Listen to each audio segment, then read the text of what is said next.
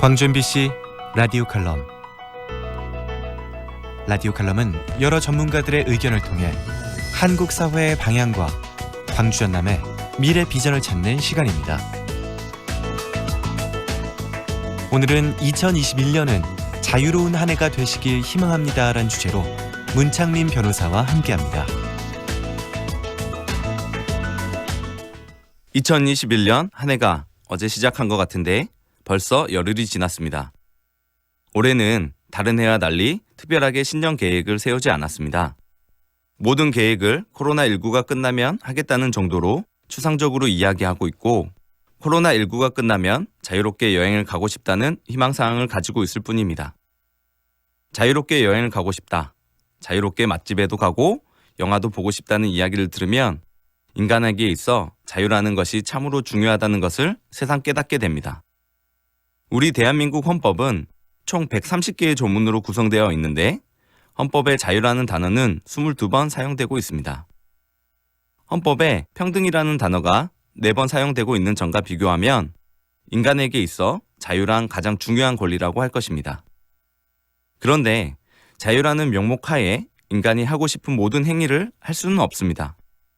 아리스토텔레스는 인간은 사회적 동물이다 라고 하였는데, 인간이 태어나면서부터 사회에 기속되기 때문에 사회적인 측면에서 바라보면 자유라는 개념은 인간이 하고 싶은 일을 모두 하여도 된다는 것으로 해석될 수는 없습니다. 이러한 고민 때문에 많은 철학자들이 자유라는 개념에 대해서 생각하고 정의를 하였는데, 영국의 철학자인 이사야 벌리는 자유를 소극적 자유와 적극적 자유로 구분하였습니다. 소극적 자유란 무엇을 하든 부당한 간섭과 방해를 받지 않는다는 의미에서 구속으로부터의 자유를 말하고, 적극적 자유란 하고 싶은 것을 마음대로 할 수 있는 자유를 말합니다. 사회에서 소극적 자유는 충분히 인정되고 있지만 적극적 자유는 법과 제도에 따라 제한되는 경우가 많이 있습니다. 자유를 제한하는 근거 중 가장 중요한 개념이 평등과 인간의 존엄성입니다.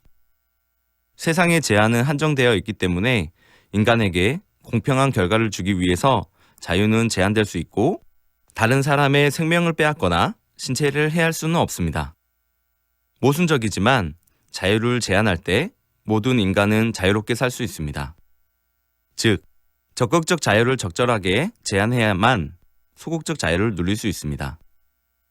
코로나19로 인해 인간의 자유는 제한받고 있습니다. 자유롭게 가족들, 친구들과 식사를 할 수도 없는 상황이고, 자유롭게 일을 할 수도 없는 상황입니다. 그러나 이러한 자유를 제한해야 다른 사람의 생명과 재산을 지킬 수 있습니다.